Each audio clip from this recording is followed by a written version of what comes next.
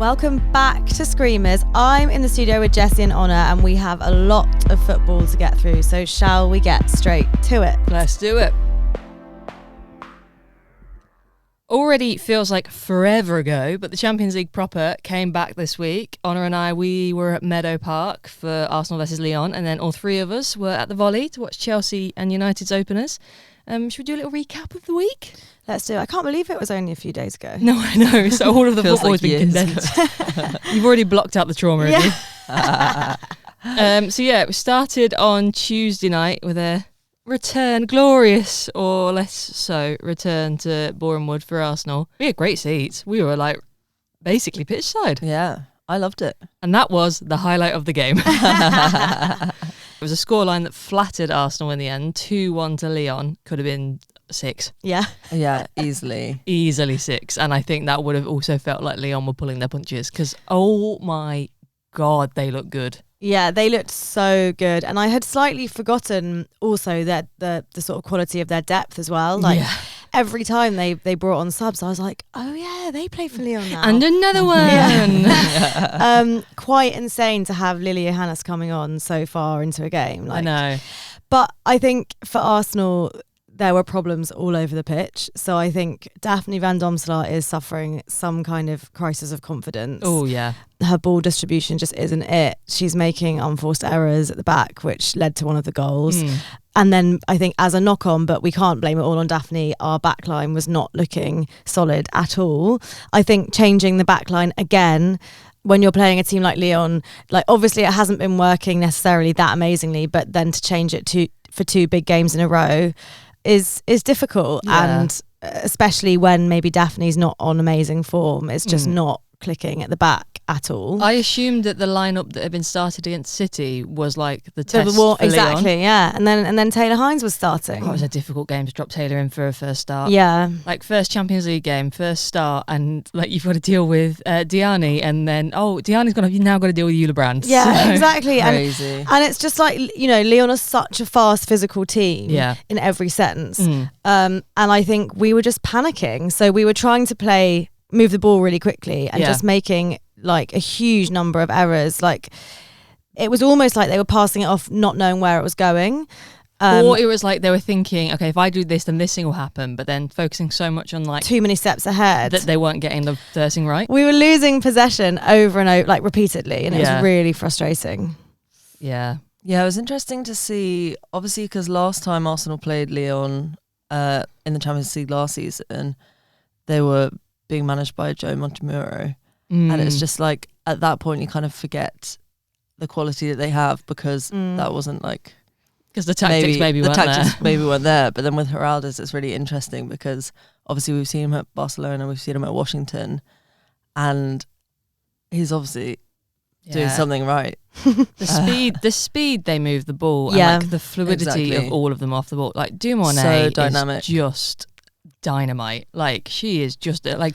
And Basha, like they just had so many really dangerous players on the pitch, and they were winning all the 1v1s as well. Like we were just getting bullied off the ball. The few times we actually had possession, they got it off us. Yeah. Selma Basha, I thought she was never gonna not win a exactly. You just back her every time. She just wanted it more. Yeah. She was faster. She was stronger. She was everywhere. But I think my favourite, actually I had 2 favourite moments of the game. One was the debacle of the screen at Boreham Wood continues. They cannot get that thing to work.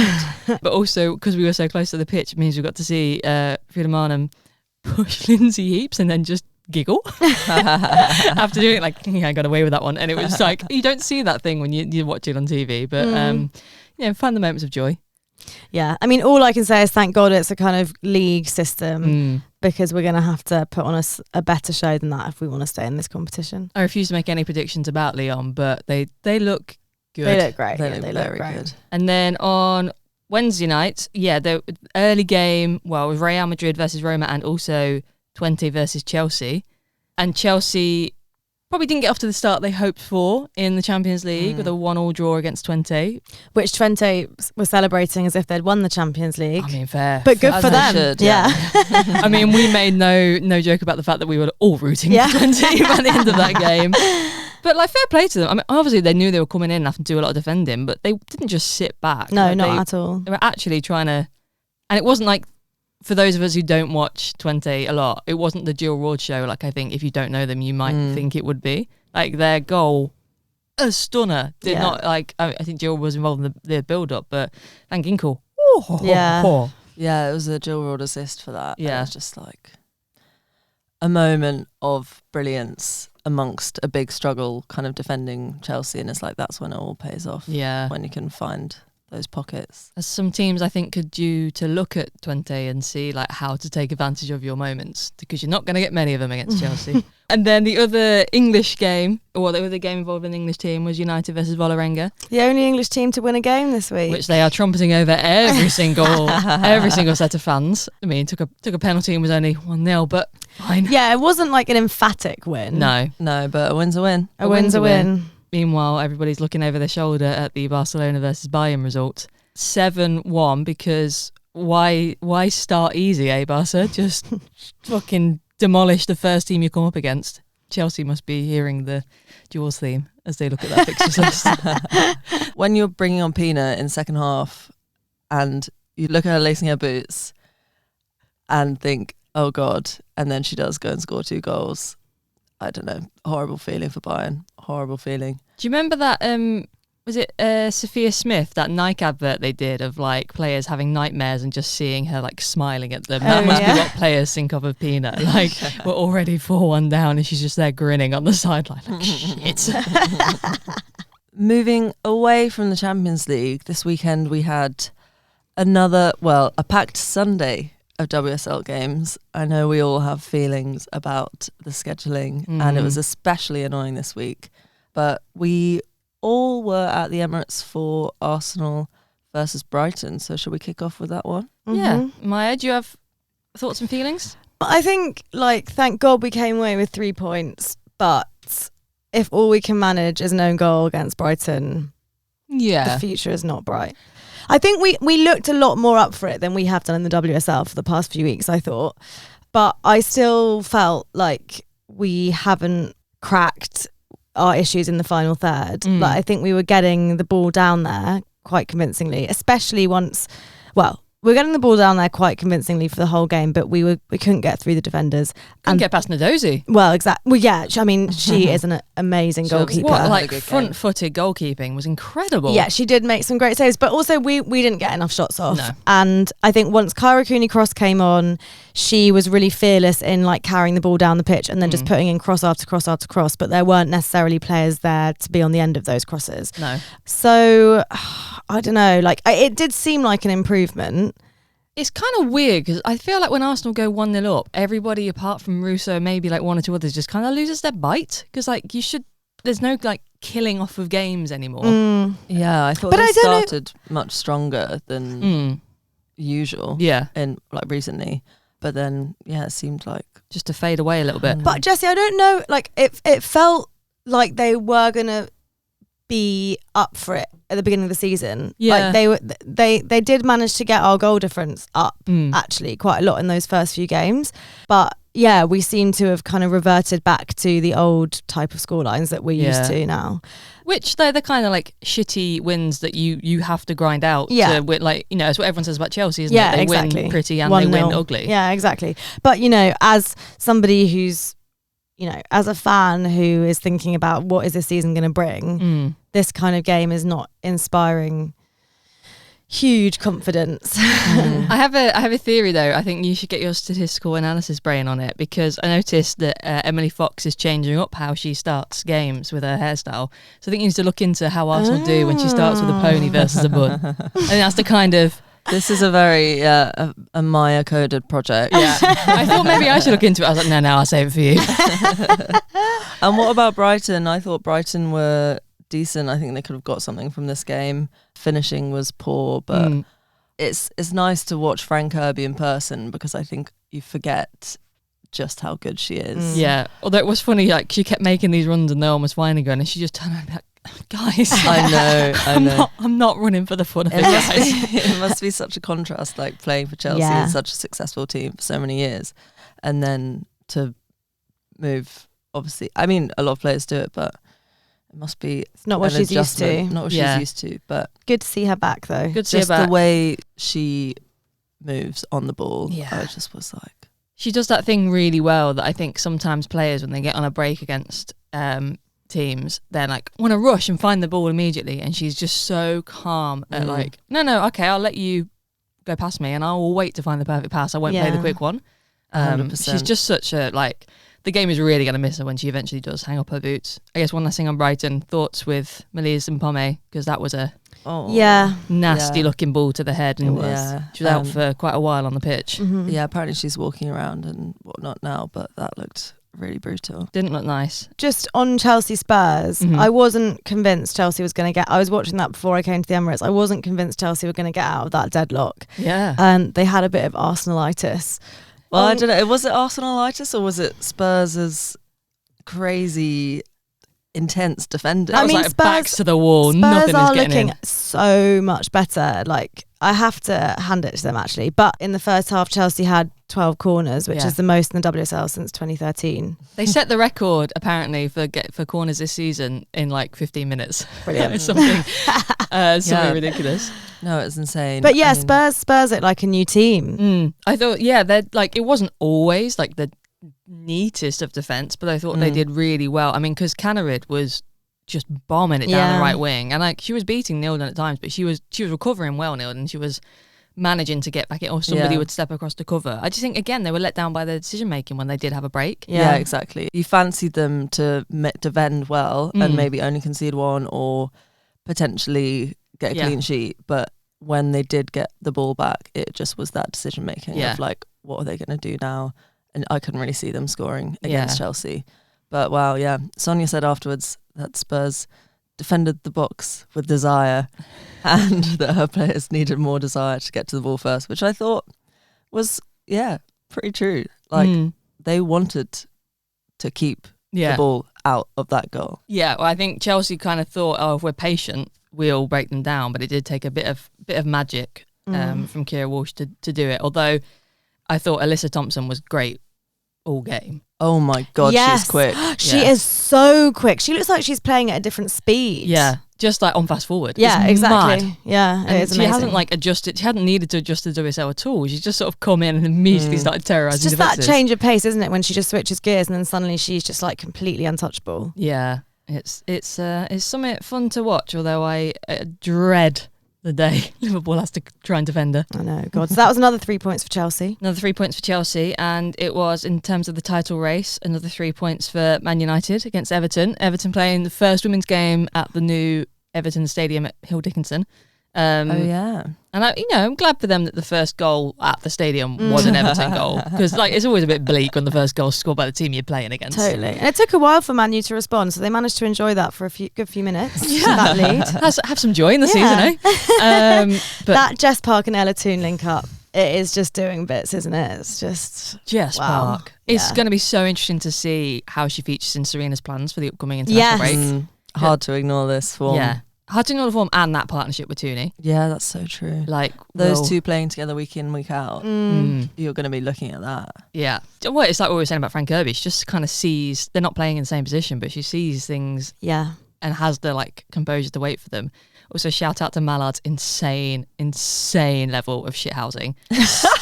Standing over, was it Hikaru who scored the own goal? Standing over, like pointing down at her so everybody knew. I'm like, that was so brutal, but I did love it. But like what no thoughts went into that. Yeah. She just instantly stood over her. Like, it was fucking insane. No, love it. So what did that finish? 4-1. That was 4-1 to United, yeah. And then the other title contender, Manchester City, also had joy at Anfield. It was a great day for Manchester teams in Liverpool. This game was almost so exciting. So it ended 2-1, did it, to Man City? It did. So close to a draw in the last 60 seconds, but ruled offside. Poor old Gemma Bonner. She looked absolutely gutted. Poor old Gemma Bonner, sorry. No, she Gemma looked Bonner, gutted. idiot. No. Why is she standing offside for a free kick? She had no idea where the line was. She had no reason to be standing there. She but could, she I did feel look like, really sad. what's that thing Ian Wright says? If you can see there's no defenders level with you, you should. You shouldn't. No, that would have been so epic, though. It would have been. It would have been fated I would have for us to loved get that our for first you. points against City. It was, as well. it was gutting, yeah. Like, the joy and then the immediate. And also, I did think in this game, like Liverpool looked so much more organised than they have done the rest of this season, and Man City looked so much worse than they have done the rest of this season. It is this was the first game where I could see some of the benefits of like Gareth Taylor's plan. Like it was looking better, it was looking a bit sharper. Even like your defence has been so disorganised up till now, and City could not break you down for large parts of that game. I just think the two areas where like that are really going to be an issue for the season is like, you know, I think Mia Enderby, there is a fantastic centre forward in there, but we can't ignore the fact that she's not scored a WSL goal yet in her career, so relying on her to lead our line is just a lot of pressure to put on her. And we've got a keeper who apparently can't keep any shots out. My God. Oh, that header that's going wide, I'm just going to gently gift it back into the path of Iman Bene so she can have a lovely goal and break Jessie's heart. Yeah, I thought Borgraffa was very poor for both goals, to be honest.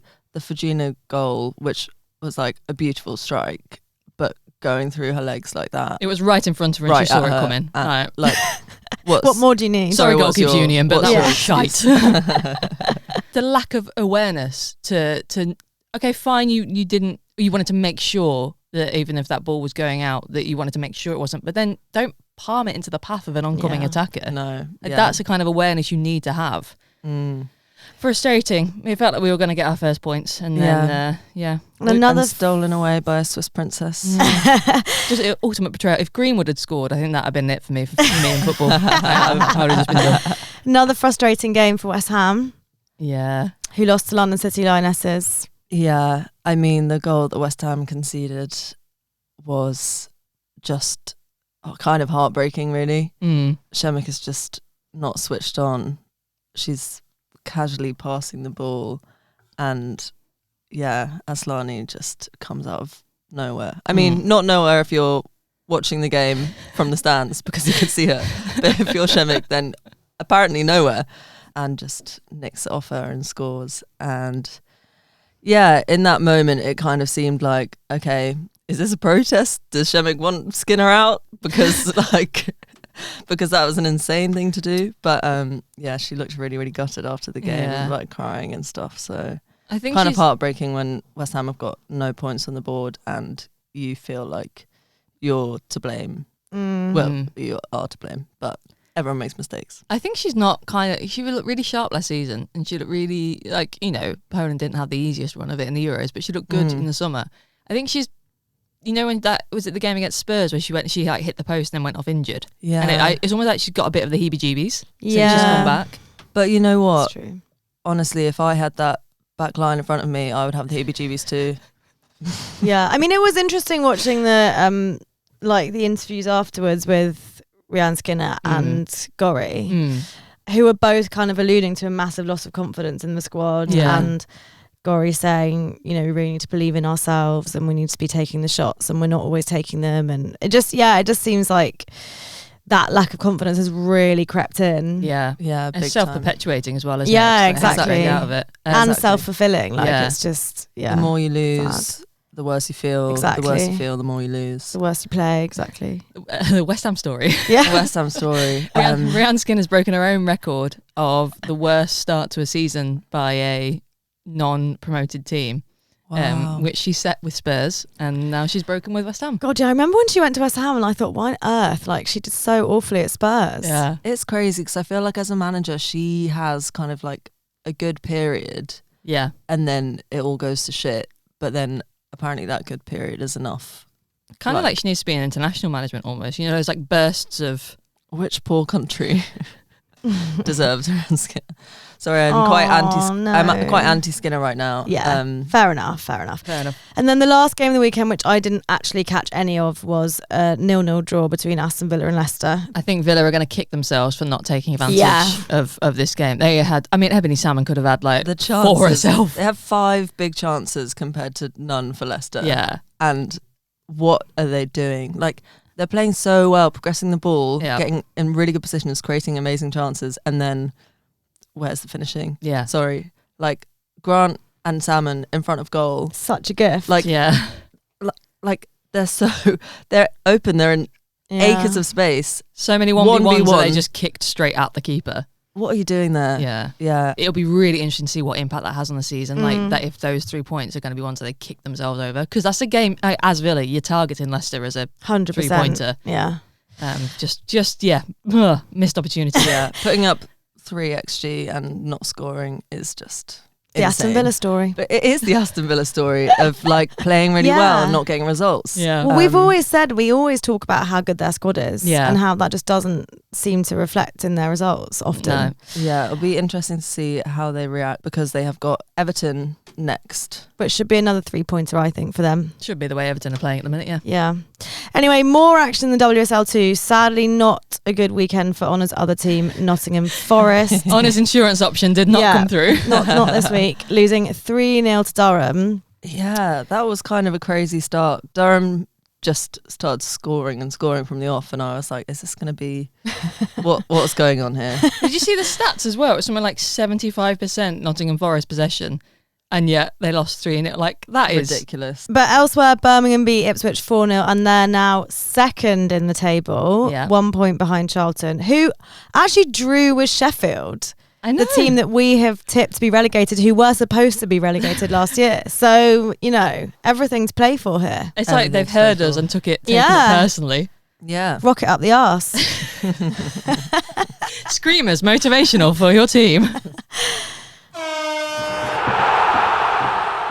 It is time for Screamers of the Week. Honour has won again. She's off. Yes. I'm hoping I'm on a roll now, and this is going to carry me through until the end of the season. I wouldn't be surprised.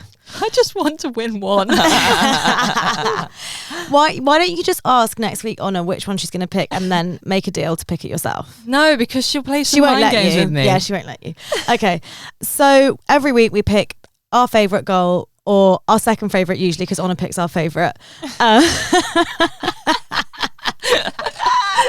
Except for that time, do you remember last season when she told us she was going to pick one, and then, or was that you? Oh yeah, no, that was her, and then no one could have it, and then she didn't even... Yeah. Sorry, guys. I just talking about mind games. Honour plays with us like we're little mice and she's a cat. I just got in my head. So someone save us. Here we go again. Honour, what are you picking? Yeah, first of all, thank you, Kirsty Hansen, for that strike against West Ham last week. Conflicting feelings, but in the end, it brought me good. This week, Brutal. It's been a bit of a struggle. There's a few that I enjoyed. Lois Joel's goal for Newcastle, that was just an absolute banger. And then in the Champions League, that was quite a sexy one. But I think I'm going to go for the team that Champions League goal was scored against. In the WSL this time, which was Kira Walsh's fizzy little strike into the bottom corner. Oh my God. She doesn't do it often, but when she does. Yeah. But she's already had taken more shots this season than she ever has in any league season of her career. So I feel like the Kira Walsh Screamer season is upon us. Yeah. It was just so sexy, like from range. The dummy as well. The dummies open up the space. Yeah, we know the technique that she has. Yeah. And I remember all these videos for like years doing training drills with lionesses and stuff, and she's just scoring banger after banger, and we're like, no, honey, where is this on the pitch? But it's here. And Kira Walsh is my pick. Fair enough. Maya, what are you picking? I am picking Trinity Rodman. Ooh, hello. Yep. Recently, I have been on the Trinity Rodman train, not in a football sense, more in a sort of social sense. Yeah. Because I'm really loving all the stuff she's doing with her boyfriend. She's been quite funny. With Ben Shelton. Yeah. Oh, see, we love an inter-sport. An inter-athletic partnership. My friend's mum absolutely loves them, which I respect. Me and your friend's mum. Me too. I'm a big tennis fan, so I'm just like, this is perfect. Anyway, they were playing North Carolina Courage this weekend, and she sort of actually tripped over when she had the ball, and obviously because that was so embarrassing, she had to quickly show everyone what she was actually made of and converted it into a screamer, and I thought that was really funny, and it's a great goal. I respect that. Yeah. Well done, Trinity. Well done. I mean, that is a way to save face, isn't it? Yeah. Jesus. Jessie, what are you going for? I alluded to it earlier, but I'm going for Van Ginkel in the Champions League against Chelsea. It's just a magnificent hit in and of itself. Like, yeah, the break from Jill Roord, plays it back to the edge of the box. Just a perfect curl around. Like, Peng has no chance. And just to be like, you know, to score a goal like that, to go ahead in a game that nobody gave you any chance in, and obviously they didn't come away with the 3 points, but I thought it was such a beautiful strike, so that is my pick. Yeah, that is a great choice, I think. I think you're in with a chance. I don't think I am. No, You've activated Chelsea, so I don't think I'm in with a chance. It's over. Yeah. But we will put all those goals up on our Instagram, and you can vote on Instagram and Spotify to crown this week's winner. Good news, everyone. Life has meaning again. Traitors is back on the television. So in honour of that and of Kaz Carney killing it on another week of Strictly Come Dancing, killing it, I thought it'd be quite fun if we picked out a few footballers we'd like to see take on some other shows, some other reality TV shows and game shows. I think there's some good matches out there. So what casting options did you guys come up with? One of the first ones that came to mind was I'm a Celeb. Yeah. And it's, unsurprisingly, Lucia Roberta Tough Bronze. I think that makes sense. I can just see her facing every challenge head on like it's nothing. That's very true. Just like sitting there just munching on like all of the awful shit they're given to eat. She just gets it done. She grinds it out. That's our girl. I had Lucy Bronze down for a different show. I thought she would lock the fuck in for the Cube. Ooh, yeah. I don't even know what the Cube is. I was going to say they're in a big glass box, aka a cube, and it's like different. It's like random different puzzles in game, and they're like some of them are so precise. Yeah. Like, I can imagine that too. You've got to like roll a ball down a thing to like stop at the perfect moment, and like all like quite intricate puzzly things. Right. That, you know, with her, what was it she said after like analysing all the penalties and the Euros? Like, I feel like she would absolutely smash that. I've been thinking a bit about the dancing, obviously inspired by Kaz Carney. Yeah. And I've got one for Strictly and one for Dancing on Ice, which Yeah. I believe are different energies. Very, very different energies. So I've got Hannah Hampton on Strictly. Perfect. I just think she's kind of, that's just her energy. Yeah. And then for Dancing on Ice, I've got Carolyn. Her TikTok dances, her little celebration dances, something about that, put it on ice skates.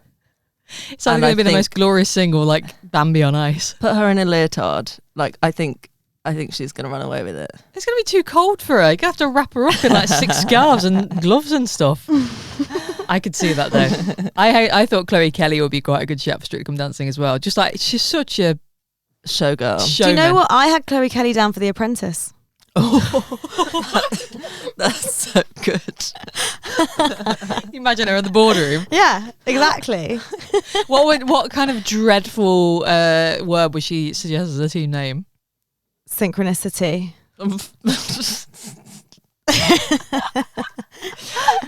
Amazing. Then I had so Love Is Blind. Yeah. But the hosts.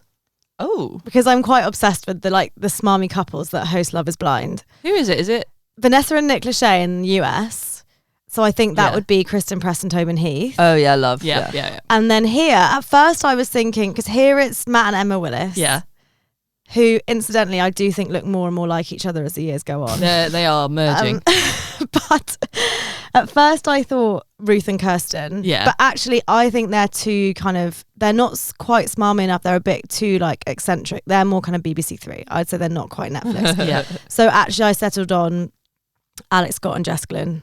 Because you have to have an element of smarm. No, that's fabulous. They're not going to take the risk with Kirsten and Ruth. No, being exactly. Too You silly. never know what they're going to come out with. Yeah.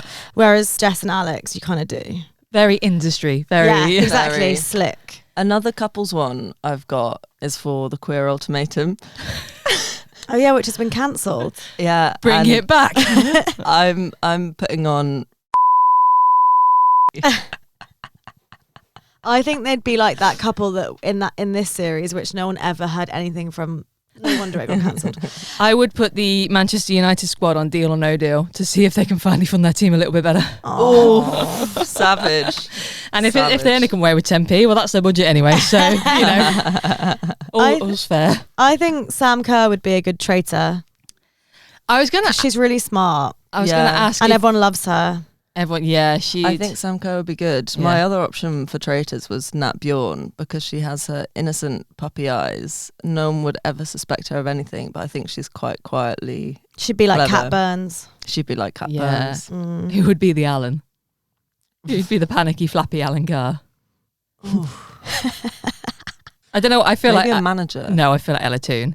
I feel like Oh, Ella, yeah. Ella Toon yeah. would be that kind of like, oh,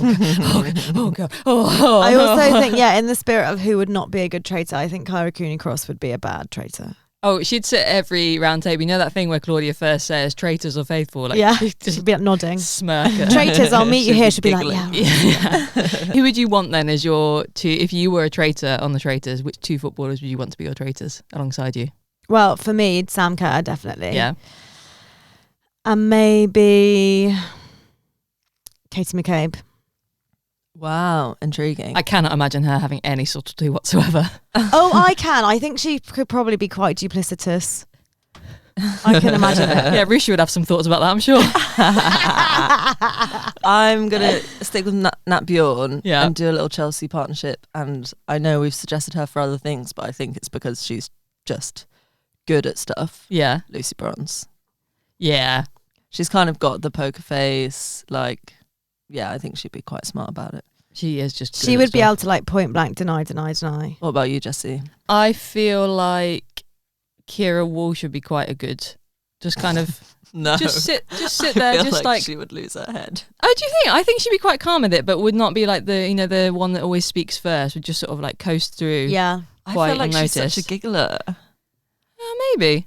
But I think she'd like be able to be like everyone's. No one suspects her really. No one expects her to be like a big part of any discussion anyway. So because she's quiet, so maybe sometimes that is a Yeah. blessing for a traitor. Yeah. I think, True. and maybe if I didn't have to stab her in the back, like in Yeah. week 3 or whatever, I can. And then who else would I pick? I think my second one would be.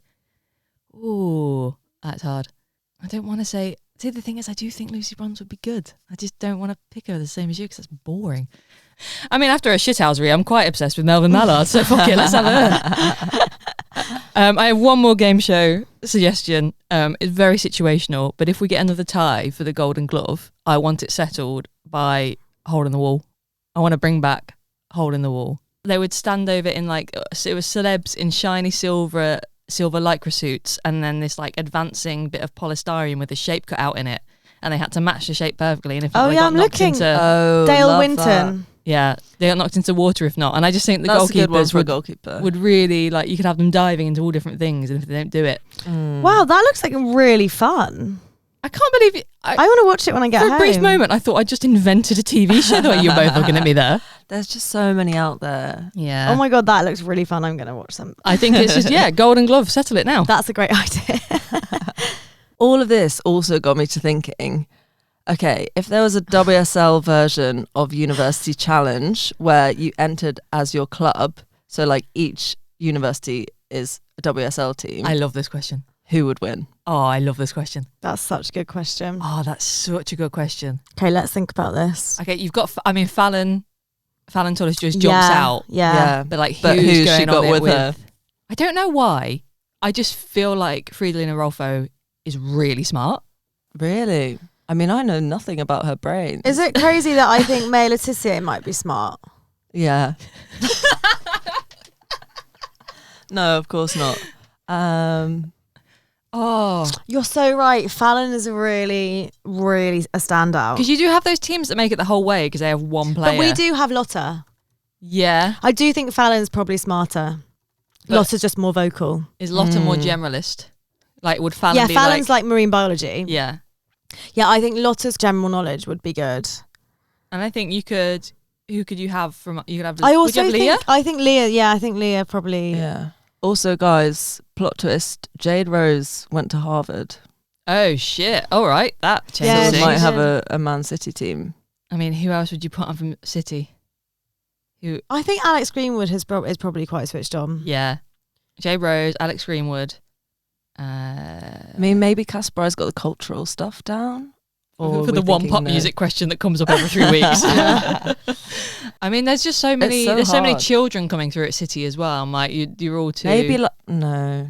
But sometimes children's good because they're fresh from studying. They are fresh from studying, but I think it's just the Fallon of it all, isn't it?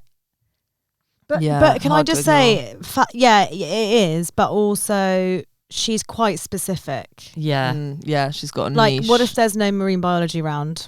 Maybe she can just like broadly do She probably science. is very smart generally, actually, yeah. Also, like the way Americans do uni. Yeah, they do lots of different things. different bits. Yeah, That's true. So you need some Americans in there. Yeah, it's interesting. It's tricky because we can pick out a couple of players from a lot of teams that we fancy, but then, Yeah. have they got 4 to back it up on stage? That is a good question. Well, Jade Riviere went to uni in America as well, so maybe Man U are actually pulling ahead here. yeah, I think it might be United. Yeah, I actually think it might be too. Intriguing. But if you have any specific strong takes, listeners, Do let us know. Please comment, because I've only just thought about this for the first time, really, and I'm intrigued to hear people's thoughts once they've had a good ponder. Maybe a look through squad lists, a bit of research, Wikipedia scrolling. we can Let bring us know this your back thoughts. seriously next year. We'll pitch it. Shall we take some time to check in on the Woso Community Noticeboard? What's new in the world of women's football? I have one that's I don't know why I've decided it's a notice, but here we are. But it links in really well to what we've just been talking about, which is when we were at the Emirates yesterday, Hannah, who has a seat with us, was saying she really wants to know who has her seat on the men's side, as in our season ticket seats. Yeah. And then I was remembering how Arsenal once announced they were going to do some sort of dating format, and they got people to write in about their types. Nothing ever came of it. Oh yeah. Anyway, so I came up with something called seatmates. So it's like street mates, but it's not. It's seatmate. So you can't come for me legally. Exactly. But we will get Davina. And essentially, there's some more working out to do. But either it's one big event where you can sign up to go to the event at Arsenal and then and then you'll have a little badge and you'll find the person who has your seat on the other side of the fixtures, or they organise just lots of different separate meetings between you and your seatmate. Like a first dates kind of thing. Like Yeah, It's like first dates. seat dating. We could do it in the, like the club lounge.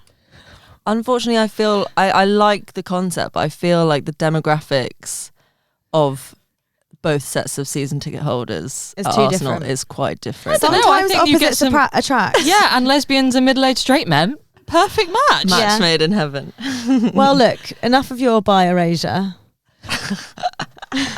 I wasn't saying they were all lesbians, just that they wouldn't be a perfect match. No, I like the concept a lot. I think that Yeah. can make Thank for you. very good TV, Yeah. which is obviously your talent. Yeah, thanks, guys. Well, if anyone from Arsenal is listening, you can have that for free. And I look forward to see who sits in block 1, row 27, seat 9. Ooh. If you're listening. Wow, we're going to get No. people coming to What's that? I can hear. Oh, the notification's popping off in the inbox. I have one other more serious notice, Okay. which is that there's been some new research from Columbia University Yeah.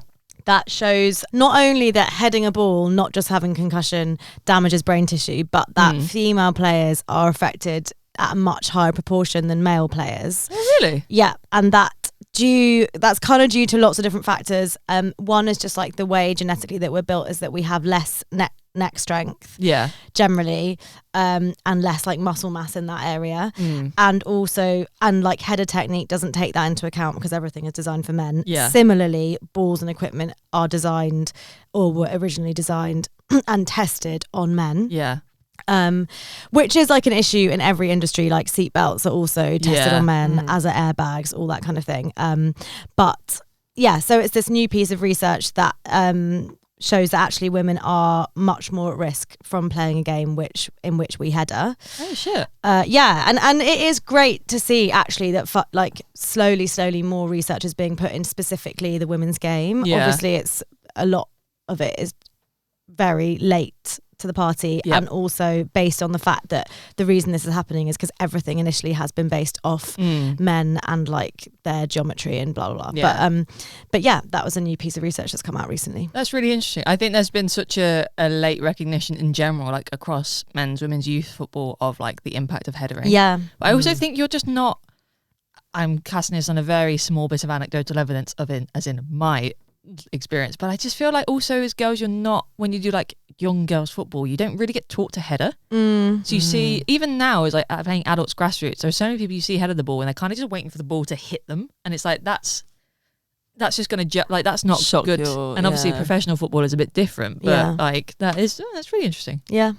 I also have 2 notices, one serious, one silly. Which do you want first? Serious. So the news in the summer that the WSL and WSL2 were going to bring in salary, like more of a salary structure. Yes. But they have released some of the figures now. So senior players over 23 in the WSL will earn a minimum of £40,000 per year, which is higher than the current minimum salary for the NWSL. Obviously, that is going to rise through the terms of their like collective bargaining agreement, I think, over 3 or 4 years. Yeah. But considering the NWSL is now starting to get really worried about players coming over to Europe, I wonder if they will sort of speed up that staggered increase to sort of counter that. Yeah. And then young players in the WSL2, they haven't released the exact figures, but they will still earn more than the national living wage. So it means that every player throughout the league that's good. will be able to be fully professional. And they haven't put in an actual like singular salary cap on what one player can earn, but they have changed what clubs can put into the salaries. So you can only have 80% of the women's team revenue plus a capped contribution of £4 million from owners to cover salaries. So it's kind of trying to level it out a little bit. Yeah, clubs can, if they don't have, I guess obviously London City Lionesses are different because Michelle Kang does have a lot of personal wealth, but if there are clubs who don't have a profitable men's side, you can still actually like make contributions, but it's not like a runaway playing field. Yeah. I thought that was like that's good. Also, I thought the transparency was really interesting as well. That's the kind of thing I didn't actually. I know they said they were going to release the figures, but I didn't actually expect them to. Yeah. So I thought that was quite cool, and yeah, hopefully that will make a big difference for a lot of players, predominantly in the WSL too. Hopefully, my silly one is from the Frauen Bundesliga. Over the weekend, Werder Bremen played Hamburg. Bitter rivals. Werder Bremen won 2-0, and at the end of the game, the Werder captain held up an emoji poo. I did see with this. the Hamburg logo. Insane. Only beaten by Mallard in terms of shithousery this week. That was hilarious. You know Erin Cuthbert was taking notes. Yeah. Like, you know she's got something like that cooked up for the next Arsenal game. God. Just parading it around the pitch. That's so funny. I respect to the fan who I assume brought that, and she didn't just have that in the locker I don't know. room. I love the idea that it was there. Like one of the physios had to print it out in a locker. It was really beautifully rendered as well. Like it was really well drawn. That is all for Screamers this week, but come back next week when we'll have another serving of the Subway Cup, and we'll be previewing some exciting international fixtures. But until then, follow us on Insta, TikTok and YouTube at screamers_pod, or drop us an email at screamerspod@gmail.com. Tell us your WSL University Challenge ideas, please. yes. You could also send us an email to wish us luck, because we have our big podcast awards on Wednesday night, so we'll let you know what happens there. But also, please do follow, rate and review us wherever you're listening to us right now, so we can reach even more women's football fans. Bye. Bye.